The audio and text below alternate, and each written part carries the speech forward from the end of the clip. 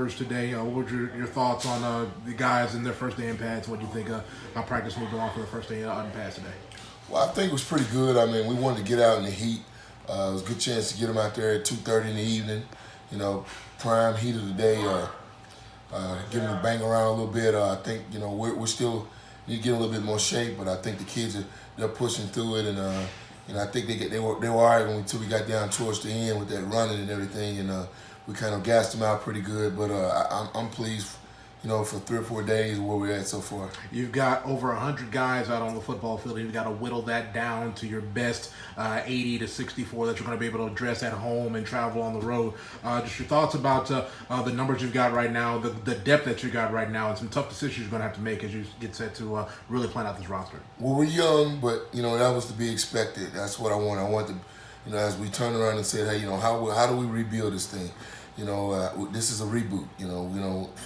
From the field house being remodeled to new coaching staff, to new equipment, new everything. And I think the biggest thing was we're young, but I think we're going to be tough.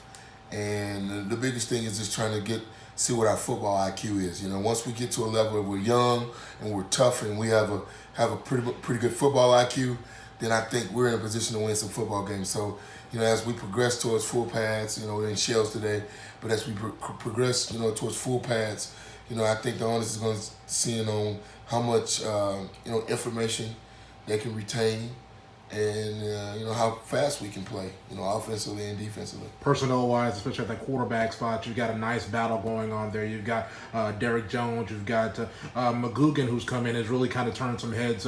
You've also got Rashard Branch. A lot of guys there, about 6, 7 guys at that quarterback spot. Just what are your thoughts as the head coach as far as who's going to be that trigger man going into this first game on August 25th?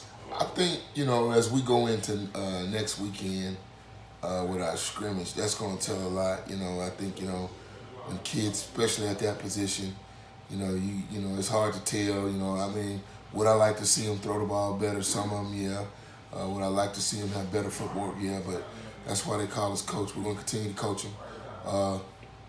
And as we come out of next Saturday's scrimmage, we'll start trying to zero in on a couple of guys we think will be the guys that at least get us started and get us going. And if there's going to be a position change from anybody, because we got 8 guys, and if any of those 8 guys can help us somewhere, then we're going to move them, especially if they're not in the top 3 at that position, because you simply just don't have enough reps going forward, especially when you get about 12 to 11 days out. You can't give everybody reps, and I think that's where we're going with this thing. We just got to be able to see who the guys are so they can get more reps and advanced reps going forward, so as we prepare to play St. Andrews.